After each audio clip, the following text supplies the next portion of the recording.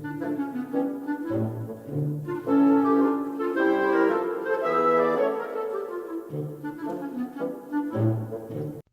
morning.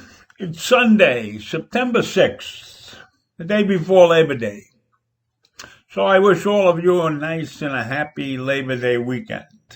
Supposed to be sunny all weekend, means that you could get out and maybe drive around and go for a walk on the boardwalk or something. But have a good Labor Day weekend. In any event, I'm going to talk today a little bit about this hubbub about President Trump calling soldiers who died in action losers, and how he called them suckers for going into the Vietnam War, a war in which he conveniently had bone spurs, and so he didn't serve. And one of you might ask why I believe this. Since I didn't hear it myself, I've seen reports, and I'm a believer in only believing about 50% of what you read, or 65% of what you read. But in this case, I have to believe it. And I have to believe it because I'm going to show you a little clip right now. And the clip you're going to show you deals with Senator John McCain and a brief 10 or 12 seconds of what Trump said about McCain. So let's go to the clip. I don't like losers. I like people that weren't captured, okay? I hate to tell you. He's a war hero because he was captured, okay? He graduated last in his class at Annapolis. Now, the slur against the military is not a one-time incident.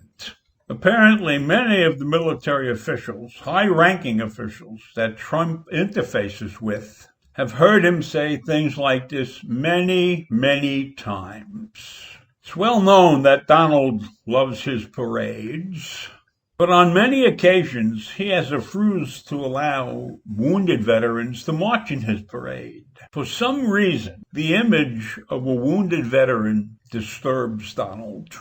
In 2018, Donald canceled a visit to the Auchin-Marne American Cemetery near Paris, and he blamed the last-minute decision on the fact that the helicopter couldn't fly in the rain, and that the Secret Service wasn't around to drive him there.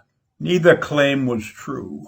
Trump rejected the idea of the visit because he feared his hair would become disheveled in the rain, and because he did not believe it important to honor American war dead. Now, this is according to 4 people with first-hand knowledge of the discussion that day. In the conversation with senior staff members in the morning, Trump said, "Why should I go to that cemetery? It's filled with losers."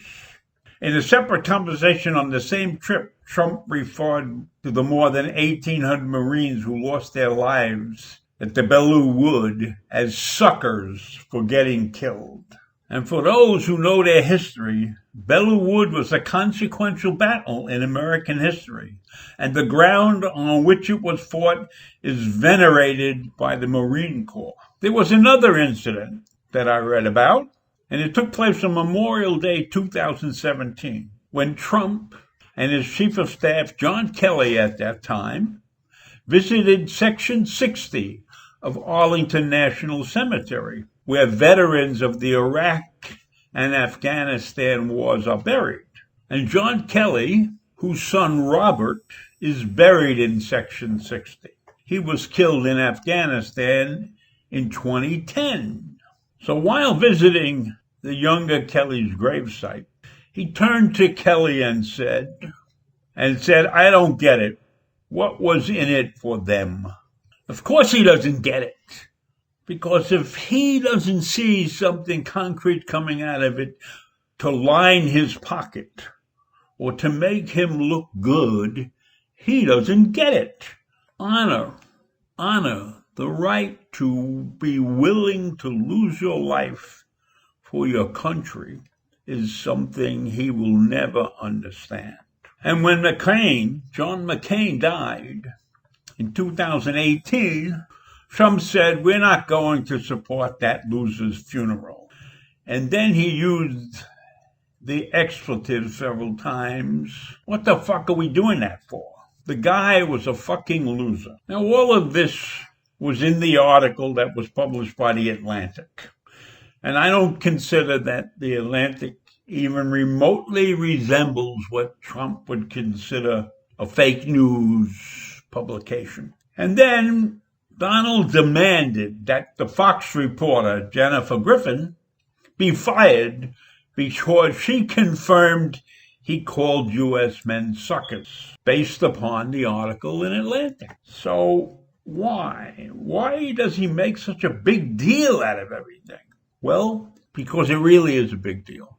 And in his mind, everything is a big deal, especially when he is not shown in the best possible light.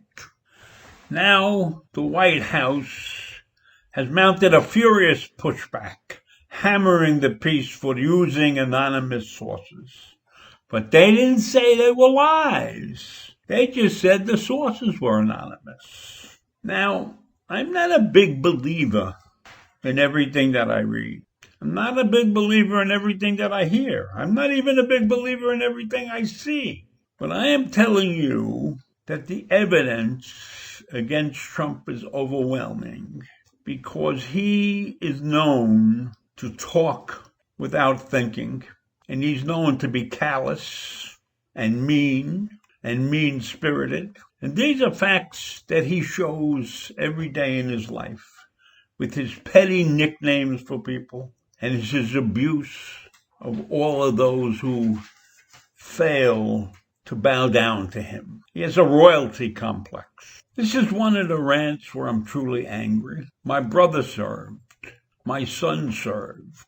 My grandsons were born on Guam. So I have a feeling for the military. I did not have to serve because my wife was pregnant at the time, and they didn't take people into the service under that condition.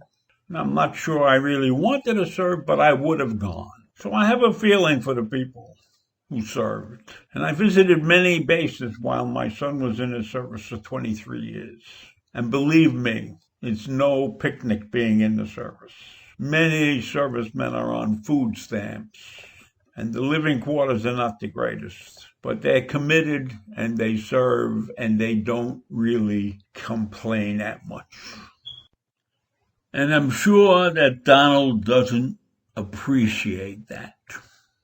Now, this is a man who is the commander-in-chief, and he's speaking about his troops in a manner that is degrading and demoralizing. And that is a fucking disgrace. So that's what I really want to say here. And I want to say one more thing. To those of you who are Trumpites and get these rants of mine, don't send me anything and tell me it's fake news. There are too many corroborating witnesses for this story. So I'll say all of that, and I'll say goodbye, and I'll see you in the morning.